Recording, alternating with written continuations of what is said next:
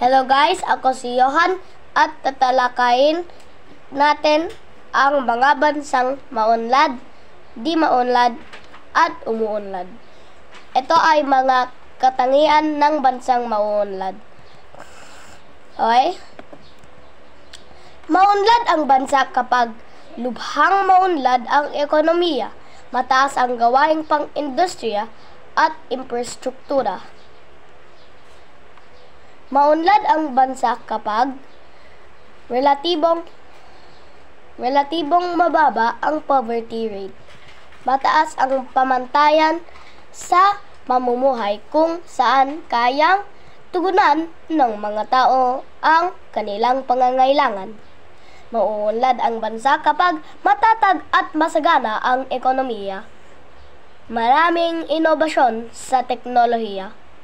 Maunlad ang bansa kapag matatag at malakas ang istruktura ng pamahalaan sa pagbibigay ng mga kamayanan at mga oportunidad na pang-ekonomiya.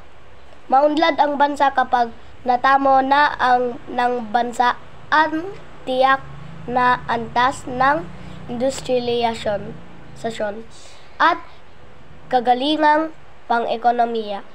Lumalagong gross domestic product at makatwirang per capita income.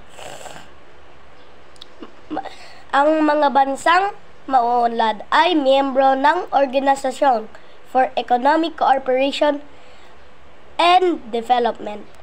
Tinatawag na Group B countries o kaya ay the North dahil karamihan ay nasa mga bansa sa Europe.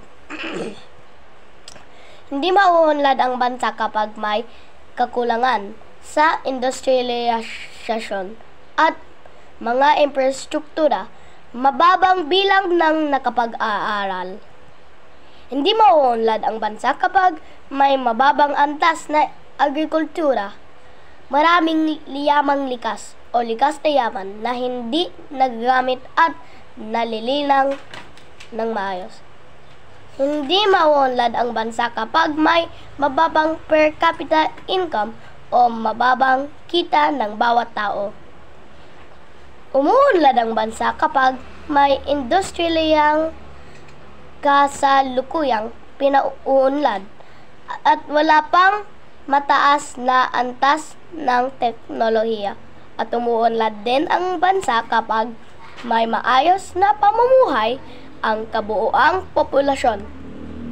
Umuunlad ang bansa din kapag laganap na literacy o kakayahang makabasa, sumulat at kaalaman sa isang paksa.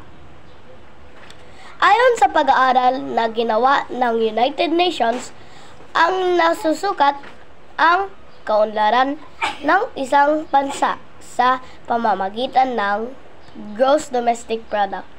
Ang gross domestic product ay pagsukat sa kabuuang dami at halaga ng lahat ng produkto or goods na pinoproduce at pag-serbisyo ng isang bansa sa loob ng isang buong taon.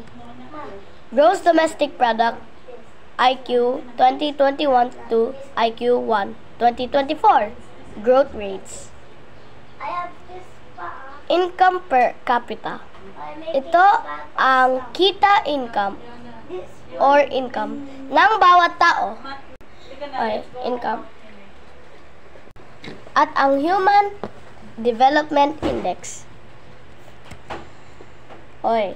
Iyon ang AP ngayon at make sure to like and subscribe sa channel ko, Cutest Johan, and see you guys in the next one.